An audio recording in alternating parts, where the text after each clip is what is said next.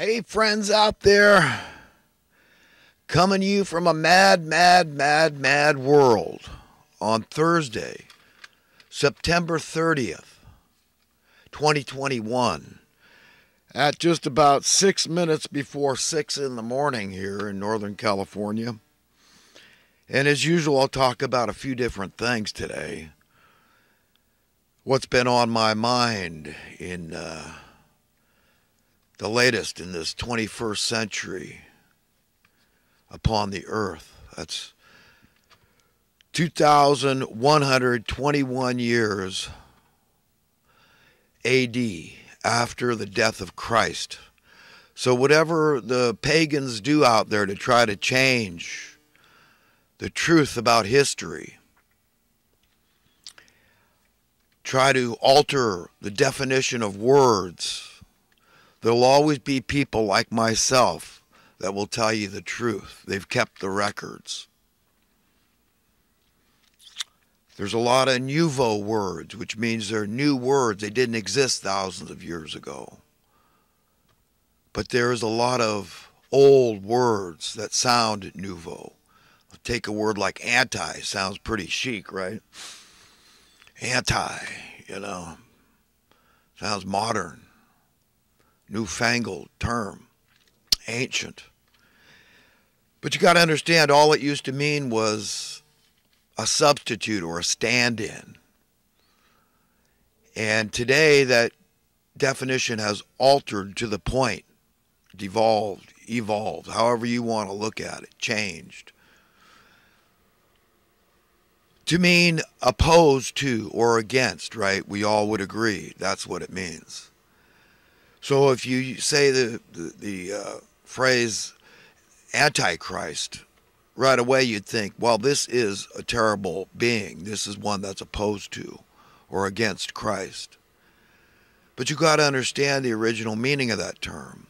Anti just meant a substitute or a stand-in for Christ. And when you learn that, well, who would that be as a figurehead, as a symbol today? And we realize there's been many antichrists because it's just the Pope du jour, this top religious authority entity that was very instrumental, we got to understand, in the development of the laws of man anciently. You look at the Roman Empire. Okay, they held great clout because of their religious authority. And the lawyers were involved. They didn't call, what do they call them? Legal experts, experts in the law, legalists, legalism, and it was often very arbitrary and very forceful, violent.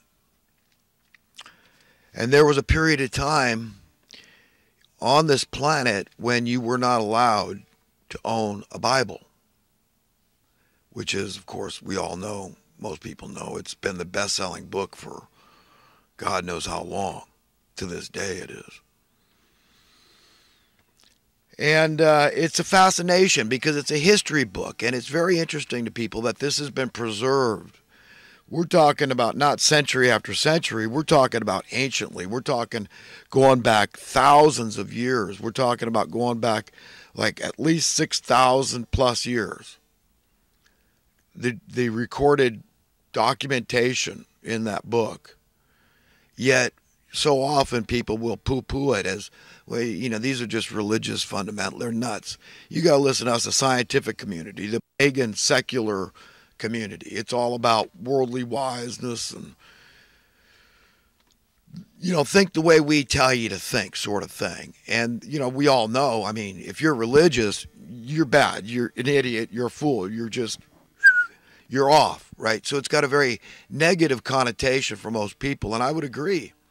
That's why I always say, no way, man, don't label me religious. I'm not religious. Yeah, I talk about Jesus because it's a fascination for me in this recorded book here, where, if you're going to believe any history, it's all about testimonials. People that are supposedly, they're recording what happened in this battle or that with, exactly. They don't want to make up stuff. They want accuracy. so that in the future people have an accurate idea of the truth about history and what happened in this event. So, yeah, Jesus, this guy that healed the sick and diseased and other ailments, whatever, and raised the dead over and over. I mean, yeah, if that's not interesting to you, I don't know what is. It's very interesting. And evil men hated. They seethed with hatred toward Jesus. They were murderous. The religious authorities, the legalists, they hated him, okay? Because he was a threat to their authority, as Cartman from South Park would say. You don't dare question my authority. So if you were caught with a Bible back in the day, which is translated the gospel or good news, you could be killed. They often break your neck, strangle you, whatever. I cut your head off, burn you, stake it.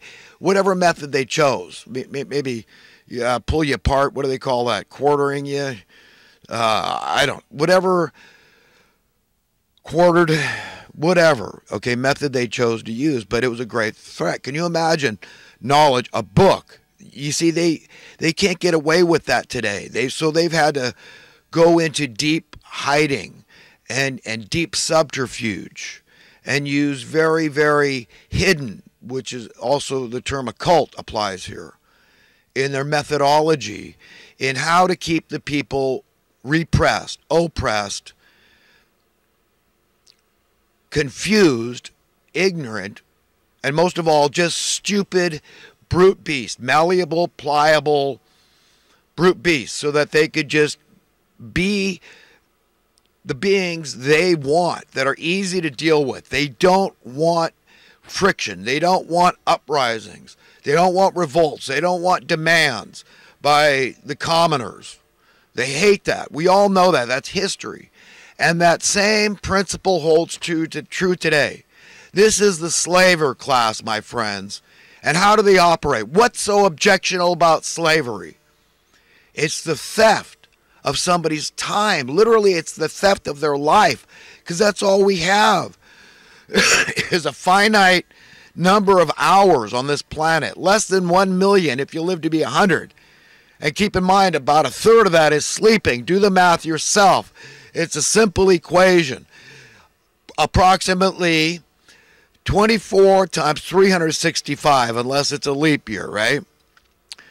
You get 8,760 hours. Multiply that by 100, you get 876,000 hours.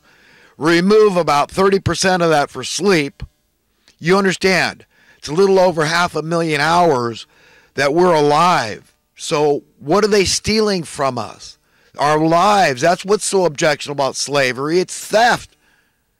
It's theft of your life. It is not God's will. And if you succumb to it, if you go along with this program, then you're one of their minions. You're their servants. You of your own free will and accord, because you're not resisting them, or you're not resisting them for others, even if your life is perfect. Because you've been a good little minion, or you've just found a niche and you fit in, and that's your advice to everybody else. Be like me. Do what I do, which you know can't work. For instance, we can't all be landlords. You wouldn't have any tenants.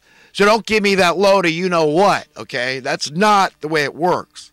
We must be free to do what we choose to be and do, okay? When God has his way, when, not if, you know how it's going to be. This is God's creation, this planet, this universe, and everything contained therein.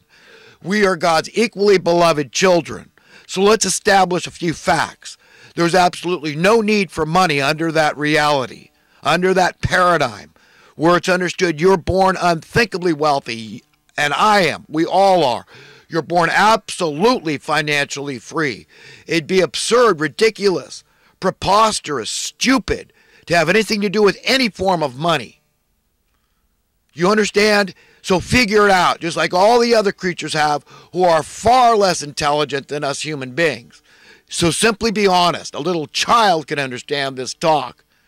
Okay, that's all I'm saying, friends. Listen, I'm on your side. I'm not mad at you. I'm not mad at...